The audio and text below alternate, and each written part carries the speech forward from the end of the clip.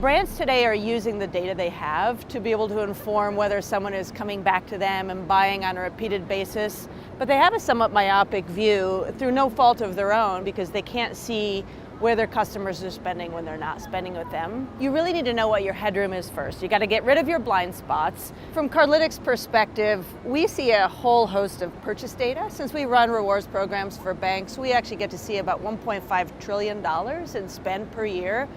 So the way that I would think about brand loyalty is a little bit different than how others do. Brand loyalty is really about understanding how does your customer buy with you on a repeated basis in view of everywhere else that they buy. What drives them back in? How likely are they to keep coming back in lieu of all the other choices that are out there?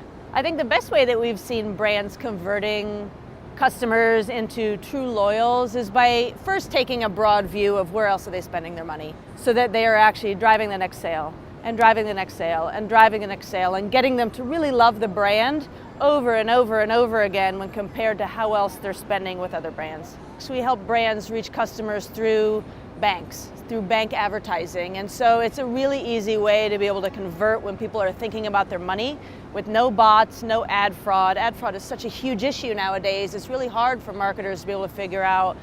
You've got to look at where are you going to reach real people. The best brands out there are really looking at how do I make sure that I know exactly what my headroom is based on a broad view? How do I make sure I'm reaching real people? And then how do I make sure I can measure with real data how much incrementality it actually drove? And those are the brands that we see really succeeding in this space.